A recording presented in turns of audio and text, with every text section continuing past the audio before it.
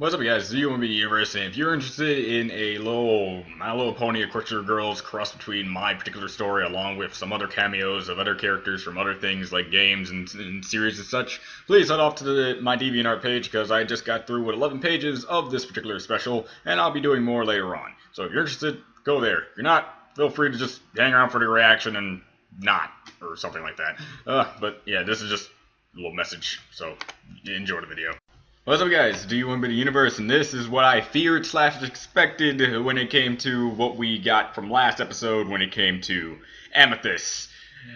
This is Steven Universe, episode 19 of season 3, Steven versus Amethyst. Now, two things can happen here. One, Amethyst could go off the wall and think a certain way to make her turn bad, which is a 2% possibility. Or the higher possibility is that she got really depressed after what happened, and from this depression, and since Steven has been developing so much when it came to his fusions with Connie, his newer mastery with his shield. We saw this when Connie was having a sparring match when Connie and Steven were having a sparring match. Steven himself looked like he knew what he was doing, and seeing now, we know that Garnet's very strong, we know that Pearl's very strong, we know that Amethyst is very strong in her own right as well, and now since Steven has now gotten up, he used to be the weakest, but now he's starting to get up there, and out of the weakest of the bunch is Amethyst, so in actuality, a good fair fight between any gyms involving Steven, fighting one would happen to be pretty much Amethyst. So hopefully this is just a phase she's going through, like the other times this has happened, and this fight hopefully doesn't lead to anything drastic and horrifying, because, my god, because we're reaching the end of season 3, and like almost every other ending when it came to Steven Universe, they had to do some crazy stuff. So we're just gonna get started. So head off in Google Drive Dimension and check out the reaction. Come back if you want to hear my own review, and let's just hurry up and get started. I don't have all that amount of time. 3, 2, 1 now.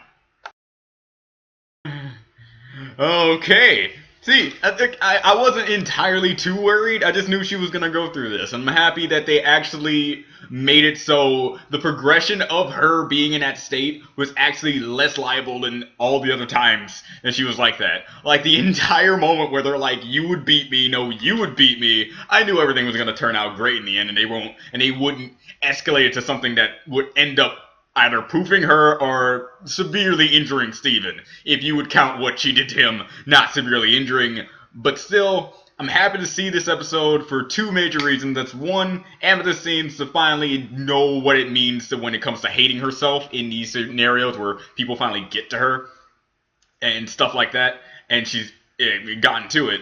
And Steven is now 100%, through my eyes, 100%, a capable fighter. A capable fighter. If you looked at season 1 of him and say he was a capable fighter, you had too much hope. Alright, that's too much hope.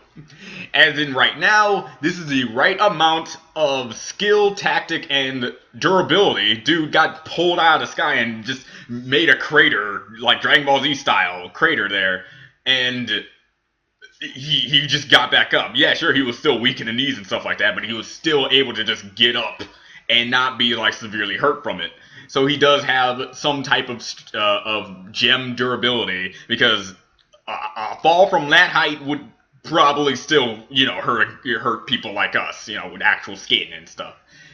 And Steven, we discovered his new power. He can actually morph the bubble into something not even probably strong, not only stronger, but something more capable of actually fighting, like Gaara from Naruto. If y'all watch the Gaara versus Toph thing, Gaara's main deal when it comes to the sand cocoon is that he can make his sand cocoon jet out spikes. And that's the first thing that came to my mind as soon as Steven did that, which was awesome! Oh my god. And just Steven versus Amethyst thing, brilliant. I loved it. I loved it. I loved it. And also, I also want to address something I got in the comment section of my last video when it came to Jasper. Had a lot of, the first time I brought up the whole Jasper redeem thing, I had a lot of people, in Lost at Sea, I had a lot of people telling me she can be redeemed, such like this, all of that. But then, all of a sudden, when the episode rolled around of the last episode rolled around, and then I brought up the whole Jasper redeem thing, I had a lot more people say, yeah, she's not going to be redeemed. Yeah, I don't want her to be redeemed. And yeah, she doesn't deserve to be redeemed for all the stuff that she's been doing. Because in Lost at Sea, she did all this stuff, and she said, I was going to shatter you. Meaning that she was aiming to go to Steven to kill. Like, that's her mentality, true at that moment. And I don't like a person with a mentality to kill someone. Incapacitate, sure. Kill, aka shatter, no. And then when she shows up again, she brings these two giant other Jasper things, which was informed to me in the comment section that these things were, in fact, another type of Jasper. They were brought down. Savani came out and stuff like that, and she wanted to kill Amethyst after breaking her spirit. She, to me, wasn't not unredeemable. And there's like, yeah, I can't believe I had so many people going off the side of, yeah, the whole redeeming aspect of her character needs to either fall down in two major categories. Either it's an extremely long process, because someone who's doing all this other stuff can't just, like that, no. That's not a good writing. That's not good writing. Or two, it's a renegade / redeemed action that they take after learning about something and then doing that one good thing but still having their mentality.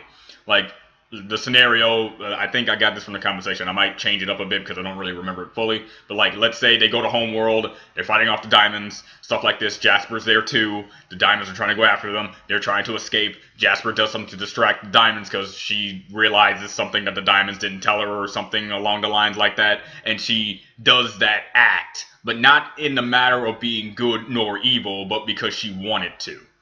That sort of thing. And, yeah, and people were saying, oh, Peridot and Lapis were redeemed and they were converted, even though one was more converted than the other, because Lapis wasn't evil, she was chaotic neutral, if not just pure neutral, and her main guise for helping is Steven, period. She didn't care about the crystal gems, she didn't care about Homeworld that much. Well, no, she cared about Homeworld when she wanted to go back home, until she realized Homeworld was completely different than what she realized. But Steven was her primary thing that she liked in that way. And so, yeah, she was scared and confused. I would be scared and confused, too, if I was a mirror for who knows how long, being held against my will, and for something I didn't expect to happen. Yeah, I understand Lapis. She wasn't evil. Chaotic neutral to pure neutral, whatever the sadistic chart shows. Peridot, in and of herself, was chaotic evil. Not chaotic evil.